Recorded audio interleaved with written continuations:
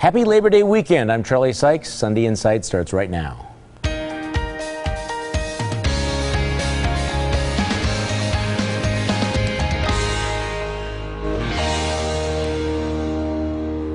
Good morning and welcome to Sunday Insight. In the week that was, the Harleys were into town for Harley-Davidson's 110th anniversary.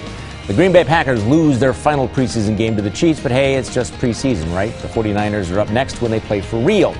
The NFL agrees to a nearly $800 million settlement over concussion-related brain injuries. International tensions flare as the Obama administration moves closer to an attack on Syria. Milwaukee's summer of violence continues. It turns out that an 18-year-old man charged with murdering a man in early August was out on bail from an earlier robbery charge. The nation remembers the 50th anniversary of Martin Luther King Jr.'s I Have a Dream speech. Another strike by fast food workers demanding a $15 an hour minimum wage. And remember when she was Hannah Montana and you let your kids watch her on the Disney Channel? Well, Miley Cyrus is all grown up. Or maybe not. She turned in a provocative, over-the-line, quasi-obscene performance at last week's Video Music Awards that still has people talking and parents shaking their heads.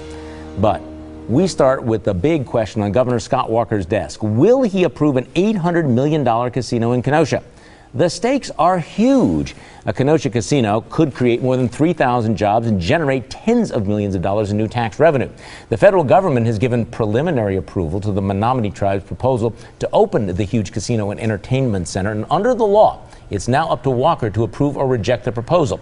Walker says that he'll greenlight the casino only if it meets three criteria. Number one, that it is local support. Two, it doesn't lead to a net increase in gambling in the state. And three, and here's the rub, that there is a consensus among the other Indian tribes in support of the project. Now, that last requirement is tricky because the Kenosha casino is opposed by the Potawatomi and the Ho-Chunk, who operate their own casinos and don't want competition. The Menominee have offered a partnership deal to the Potawatomi for developing and managing the new casino, but so far, the Potawatomis don't seem interested, which puts the ball back into Walker's court. Joining me on our panel this morning, political consultant Mary Jo Boss, political strategist Lynn DeBruin, and media trackers Brian Sigmund. Let's start with you, Mary Jo. What should the governor do? I think the governor should stick to his principles. People are talking about this being a free market issue. There's no free market issue in gambling. If you or I had local support, we had financial backing, clean records, there's no way we could open up a casino. There's no free market. The governor does what's good for Wisconsin, and that's to say Okay, how is it not good for Wisconsin to create 3,000 jobs? Here's a governor who promised to create 250,000 jobs. You're talking about nearly $1 billion in private sector development. How do you say no to that? Okay, first of all, you have to say, who said 3,000 jobs? Well, it's the supporters. Second of all, you have to look at where those jobs are going to come from. Are they going to come at the expense of current jobs that are people working for the Potawatomi? As they steal people away, they never make it up to Milwaukee. They stop at Kenosha. So I'm not sure that's true, and even if it is, at what expense? Okay, Linda Bruin, what should the governor do? Well, if he sticks to his word, which what he said was that the tribes have to agree to it, then he's really saying it's never going to happen, because I don't believe that the tribes will agree to it, especially the Potawatomi. I just think that they're not going to work out a deal. I was part of a small group of supervisors helped negotiate with the Potawatomi when they expanded in the city of Milwaukee, and so I have a bit of a bias there. But bottom line, there's more than 25 casinos in Wisconsin already. Most of them are real small. So I think Wisconsin can do without an additional casino. Okay, but then you are protecting the monopoly that the Potawatomi have in southeastern Wisconsin. You put a casino in Kenosha, you're bringing a lot of money in from northern Illinois, aren't you? Yeah, I mean, isn't that a win-win scenario? And Mary Jo is right, though, that this is not a free market situation. That's why the governor decides, first the Bureau of Indian Affairs does, and then the government. It's a different situation. You can't bid on it. Developers can't. So the bottom line is you've got to balance how many casinos do you have, what kind of revenue do they bring in versus the negative impact of too much casino and too much gambling. Yeah, but isn't this a little bit like McDonald's saying that we don't want any more Burger Kings because there's just enough and we don't want to have any competition? Isn't that what this is really all about? Well, first of all, we don't know if these 3,000 jobs will be minimum wage jobs that will cause people to protest and strike outside of this casino when they're built. But the bottom line is these casinos, this is a debate taking place in states around the country. Massachusetts is going through this exact debate right now. And a study by the National Association of Realtors says that property values do drop in the vicinity of the casino. So we have to look at this and say the governor wants to make a decision about job creation in Wisconsin, but this is not a free market case. I mean, even if there is some measure of local support, it's still divided right now. We have to look at this across the board. I understand that Potawatomi seem to have a monopoly on this, but we have to ask, do we need more gaming in Wisconsin? I know the governor said there can't be more net new gaming, but I think there needs to be a point where we draw a line in the sand and we say, we're not going to expand this any further. What makes this debate unusual and very, very interesting, I think, is it doesn't break down on the usual liberal conservative lines. It doesn't break down on partisan lines. You have a number of prominent conservatives and Republicans in southeastern Wisconsin who are telling the governor to approve this. You have a number of conservatives who are opposed to it. I guess the one question I have is, the governor was quoted last week as saying he didn't want to be King Solomon. He wanted the tribes to work it out. And I guess my initial response was, well, you were elected to make the decision. Why would you offload that decision to the tribes? Why does the governor think that the tribe should decide rather than the duly elected governor of the state of Wisconsin? Because then he doesn't get heat for it. Well, I understand. That to me is, in some ways it kind of sounds good to let the other tribes decide, but that's not how the other casinos in the state were decided on. And so I do think there's a bit of, running away from, wanting to be accountable for that. If the governor opposes it, he can make the case for opposing it, but to give a veto power, and here's the other question, the tribes are supposed to be sovereign nations, right? Are they or are they not? And if they are, why do they get to make a decision for Wisconsin? Mary Jo. Well, I think there's a lot of questions to be asked of the tribe. They can do what is legal, but they get to serve their own regulations. But I think the governor has to clarify, what does consensus mean? Does that mean 100% unanimous?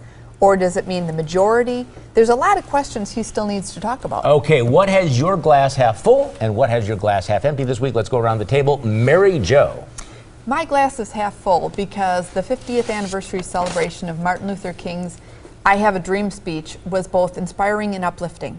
My glass is half empty because the organizers failed to invite to the celebration the only African American in the U.S. Senate, Tim Scott from South Carolina. Because he was a Republican. Linda Bruin. Well, my glass is half full because Saudi Arabia finally passed legislation that will send domestic abusers to jail. But my glass is half empty because Saudi women can't act on legal matters unless they have the support of their male guardians. And how many of those male guardians are going to let them report abuse? Brian Sickman. Well, my glass is half full this weekend because at least in Madison, the anti-Walker protesters protesting at the state capitol are still being arrested for failing to obtain a free permit. A very simple process. They're breaking the law. Their antics are getting them in trouble. But my glass is half empty because, as Media Trackers found this week, the vast majority of those cases over the last 2 years where people have been arrested for illegal protest antics have gone unprosecuted by the Dane County District Attorney's Office. Well, my glass is half empty because the Green Bay Packers stunk up the preseason. It's half full because it's just the preseason, and it's over. And now they get to play for real. Next on Sunday Insight, the kids call it twerking. What do you call Miley Cyrus's performance on the VMAs?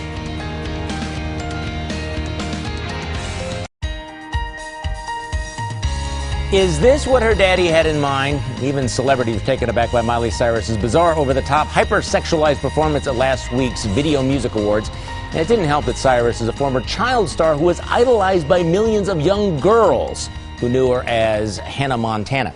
So I guess the question is, does this matter? Is this just another long list of celebrities who flamed out, or is this just a cringe moment for moms? Well, I think it is. I mean, I'm the mom of three daughters, 17, 24, and 31. And I tell you, watching the VMA, that was disgusting to see that. And it's not like she did a performance in an off-color venue. This was a major national audience, multinational audience, and she should have known better. She's 20 years old. She's been an entertainer for years. I think the people that are advising her must be absolute idiots, in addition to whatever issue she's got as a young woman. Let me play devil's advocate for a moment, because you look at other celebrities who've gone before her, starting from Madonna, a few decades ago. Has anyone actually ever hurt their career or their pocketbook by slutting themselves up like this? Well, how do I say it? There's a way to slut themselves up in a classier kind of way that actually has some entertainment and some positive entertainment in it. And I just think her performance was so overdone that it had no entertainment value. Now, you're also a mom with young girls. Did you talk to them about this? Did you get any reaction from them? Yes, actually, we didn't watch the VMAs, but they knew exactly what we were talking about. And it was really a good discussion because they were appalled. Yes, they liked Hannah Montana when they were younger. It was 4 years ago, so it was a while. But they were just appalled. It was just gratuitous, I think, is the difference between what others do. I don't like it. Are people reacting more to this because, you know, VMA, that sort of thing, Lady Gaga's been doing this for some time. Is it because she was Hannah Montana? Is it because so many parents sort of trusted that she was okay to have their daughters watch? Yes. I don't think anybody can trust a whole lot of what's on the Disney Channel these days, but people liked her. She was good, clean fun. She's not wildly talented, but she's cute. She can sing. She can do it. With this, it was just trashy, and she just went right straight from clean to right in the gutter. Well, it wasn't easy. Yes, she went right in the gutter. You know what really struck me about it was, and I was watching it again on video, is he was really just stupid. It just looked dumb. You know, the sticking the tongue out, the stupid hair. It was. You know, on some level, you have to ask, is she listening to any adult in her life? Are there any grown-ups in her life? Or is she going off the tracks just like Lindsay Lohan? Is there something about our culture that takes these young celebrities and puts them on this path to almost inevitable self-destruction? That's what's frustrating, I think, about all this, is there's been this race to the bottom for several years now among celebrities. Who can get away with the most outrageous, the most over-the-top, the most crude in some respects performances here. But we have to understand this is not extraordinarily different than what's available on late night cable television. Correct. I mean, so parents, I think, are taking this as an opportunity to talk to their young people about this kind of behavior. And to your point earlier about those who have not damaged their career, it has not really resulted in anyone's career being damaged. And frankly, we need to pity these people that go through this. I mean, pity Miley Cyrus for doing this.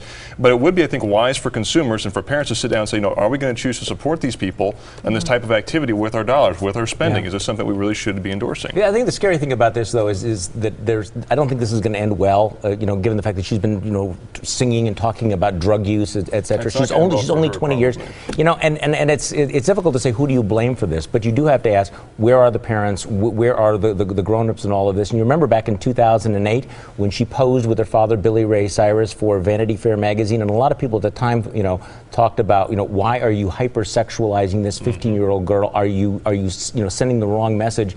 And you look back on that right now, and she was being set up in a certain way, but that doesn't take away any of her personal responsibility. Now, you may not want to hear it, but we're going to tell you anyway. Let's dish out some unsolicited advice. Mary Jo Boss, you're first. My unsolicited advice is for U.S. Attorney General Eric Holder. If you're going to stand in the schoolhouse door and block school choice for poor families in Louisiana, don't insult us by telling us it's for the kids. Linda Bruin. Well, my advice is for Miley Cyrus. Miley, you should have come to the Harley party this weekend. You would have been able to spend some time away from the idiots that surround you, and you would have learned how to have a good time without taking your clothes off. Brian. Well, my unsolicited advice this week is for the Wisconsin Department of Workforce Development. Now, this week we found out that they gave a $130,000 grant to the Center on Wisconsin Strategy, a far-left think tank housed at the University of Wisconsin-Madison. My advice for DWD officials is take time to understand who you're giving this money to before you actually support a think tank that doesn't endorse and embrace free market ideas. Well, my unsolicited advice is to the anti-war movement. Seriously, people are noticing that you're invisible these days. You folks from Code Pink, and we remember the way you acted when President Bush was the president. You couldn't turn on television without seeing Cindy Sheehan or Medea Benjamin. Where are you guys right now? The double standard makes you guys look like hypocrites. That's just my unsolicited advice. Next on Sunday Insight, we know it, but how do we explain the Harley-Davidson mystique that's being celebrated in Milwaukee this weekend?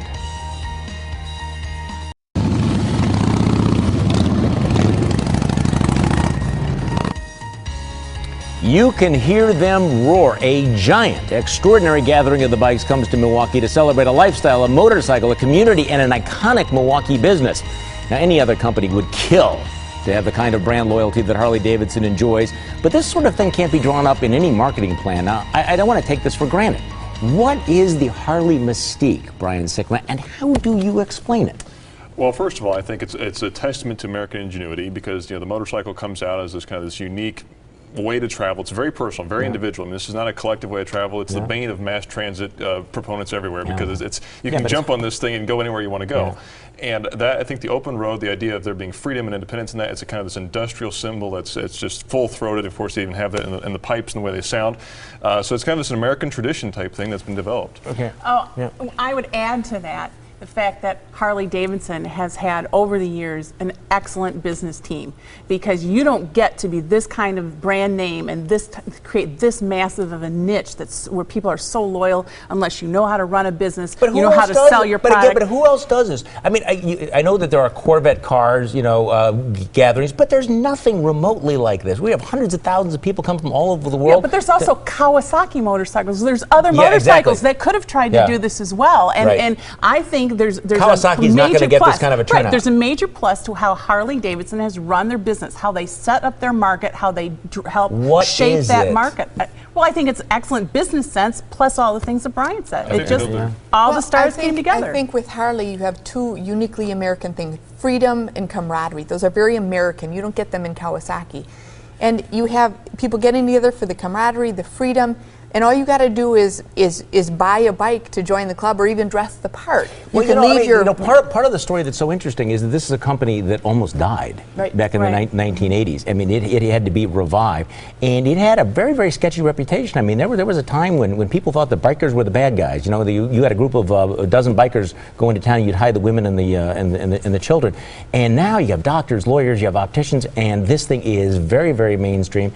Is it the made in America? Is it sort of the unique? Maybe still the bad boy that I can still fly my freak flag? Is that what, when you're riding around? Well, part of it is like flying your freak flag.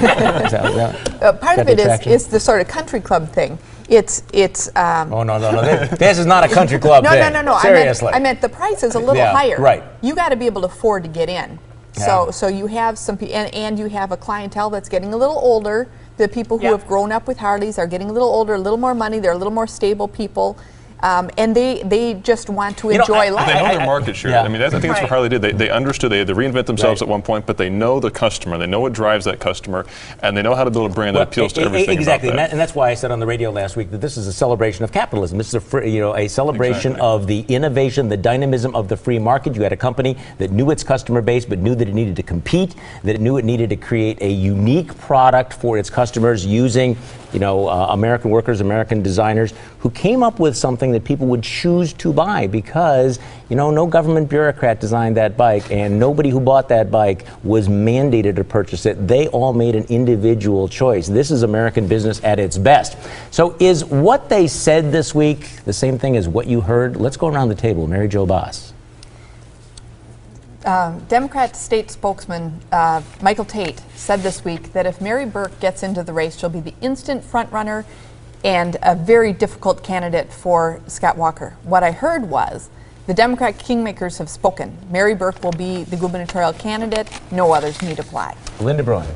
Well, this is a bit complex, but when a Montana high school student was sentenced to only 30 days in jail for repeatedly raping his 14-year-old student who later committed suicide, the judge defended his sentence by saying that even though the teacher knew she was 14, the girl looked older than her age, and she probably didn't kill herself because she was raped anyway. Well, that's what he said. Well, what I heard were the pathetic excuses of a man who doesn't belong on the bench. Brian Sickma. Well, this past week, President Obama, addressing the situation in Syria, said, quote, "The military action against Syria may have a positive impact on our national security." Well, what I heard hanging in the air was the indefiniteness of the word may. May, Mr. President. We don't put American troops and American military personnel in harm's way just to achieve a hoped for and intended and vague outcome.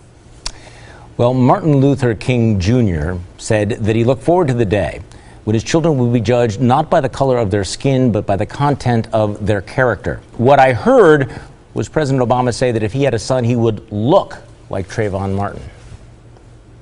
Next on Sunday Inside, our panel picks the winners and losers of the week. First, here's your morning news update.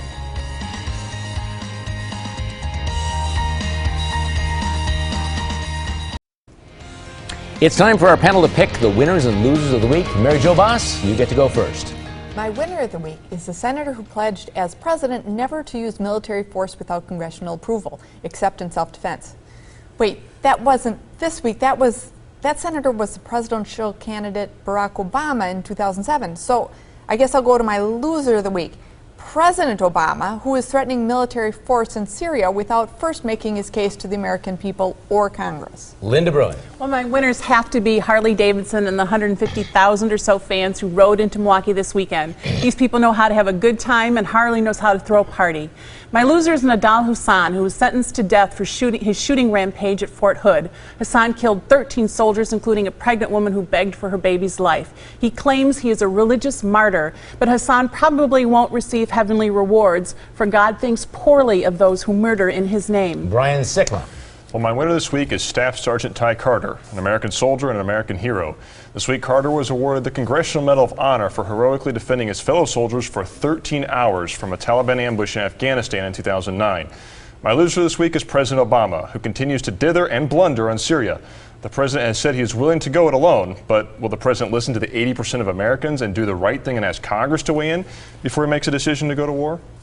Well, my loser are the fast food workers who were conned into going on strike this week. If the union organizers ever actually got their way and a $15 an hour minimum wage, they would be the first ones to lose their jobs and the opportunities they provide. Winner Harley Davidson.